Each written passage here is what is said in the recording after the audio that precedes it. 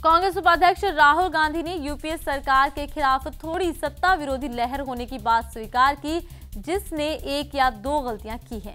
उन्होंने वादा किया कि यदि 2014 लोकसभा चुनाव के बाद कांग्रेस सत्ता में आई तो उनके नेतृत्व में एक परिवर्तन लाने वाली सरकार का गठन होगा।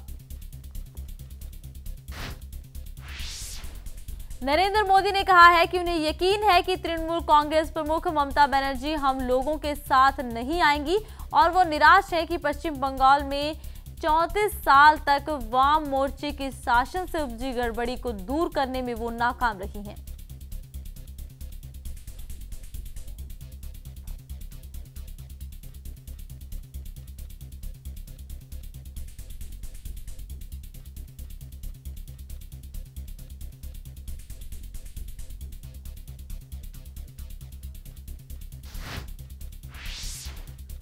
लोकसभा चुनाव के छठे चरण की 12 राज्यों में फैली 117 सीटों पर मंगलवार को चुनाव प्रचार खत्म हो गया। इन सीटों पर गुरुवार को मतदान होगा। मंगलवार शाम 6 बजे प्रचार खत्म होने के साथ ही इन सीटों पर नेताओं की सार्वजनिक सभाओं पर विराम लग गया।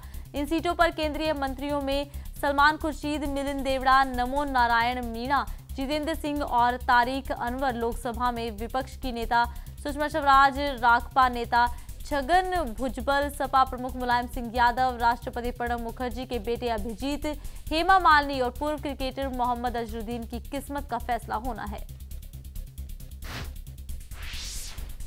बीजेपी के राष्ट्रीय अध्यक्ष राजनाथ सिंह ने पार्टी के प्रधानमंत्री पद के उम्मीदवार नरेंद्र मोदी के पक्ष में लहर चलने का दावा करते हुए कहा कि मोदी मिसाइल, सांप्रदायिक और जातिवाद की किलेबंदी रहने वाली है। राजनाथ ने औरैया, मैनपुरी और फर्रुखाबाद में चुनावी जनसभाओं को संबोधित करते हुए कहा, हमने मोदी मिसाइल चलाई है जिससे जाति पाति, धर्म, संप्रदाय की किलेबंदी रहने लगी है।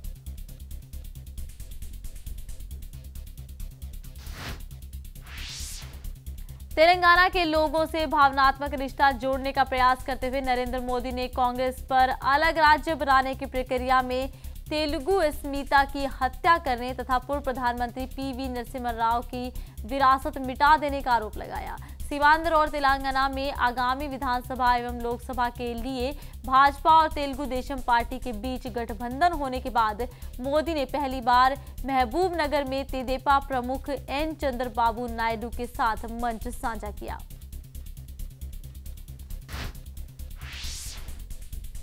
आम आदमी पार्टी के नेता शाजिया इल्मी ने कहा है कि मुस्लिम वोट बढ़ जाते हैं क्योंकि वो ज्यादा ही धर्मनिरपेक्ष हैं और उन्हें कुछ सांप्रदायिक हो जाना चाहिए तथा अपने निजी हित को ध्यान में रखकर वोट डालना चाहिए। शाजिया ने कहा कि बहुत ज्यादा धर्मनिरपेक्ष मत होइए, मुसलमान बहुत ही ज्यादा धर्मनिरपेक्ष होते हैं, उन्हें सांप्रदायिक बनना चाहिए। वे सांप्रदायिक नहीं होते हैं और अपने लिए वोट नहीं डालते। चुनाव आयोग ने भाजपा के नेता गिरिराज सिंह के उस विवादित बयान को लेकर उनके बिहार एवं झारखंड में प्रचार करने पर रोक लगा दी है, जिसमें उन्होंने कहा कि नरेंद्र मोदी को वोट नहीं देने वालों का स्थान पाकिस्तान में है। आयोग ने गिरिराज को अलग से कारण बताओ नोटिस भी जारी किया है। बिहार और झारखंड के मुख्य सचिवों को भेजी सूचना में चुनाव आयोग ने कहा कि इन दोनों राज्यों में जिला प्रशासन भाजपा नेता गिरिराज सिंह को जनसभा करने, जुलूस निकालने, रैली और रोड शो की इजाजत नहीं है दे।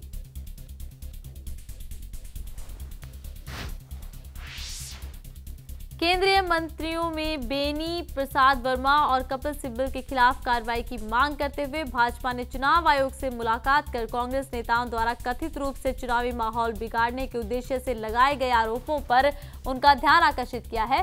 भाजपा ने उत्तर प्रदेश के जिलों में पर्याप्त संख्या में अर्धसैनिक बल तैनात करने की मांग भी की है।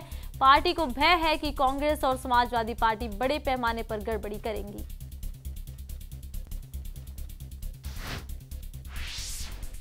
प्रियंका गांधी वाड्रा ने विपक्षी दलों पर अपने परिवार को जलील करने का आरोप लगाते हुए कहा है कि जितना गिराने की कोशिश की जाएगी, ये परिवार उतनी ही मजबूती से उठेगा। प्रियंका ने हरचंद्रपुर विधानसभा क्षेत्र के विभिन्न गांवों में आयोजित चुनावी सभाओं में कहा कि आज दो विचारधाराएं हैं, एक सांप्रदायिकता और नफरत फैलाती है, दूसरी कांग्रेस की विचारधारा है जो सभी को साथ लेकर चलती है।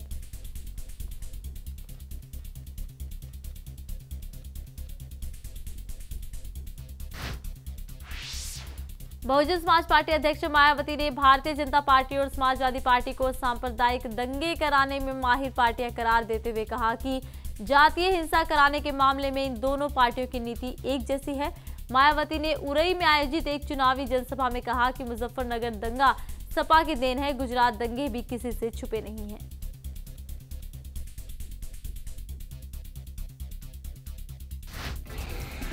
खबरों की दुनिया में आइए, हमारे साथ कहीं भी और कभी भी जुड़िए। हम मिलेंगे फेसबुक पर, हम दिखेंगे यूट्यूब पर, हमें फॉलो कीजिए ट्विटर पर। खबरों के साथ बने रहिए रात दिन।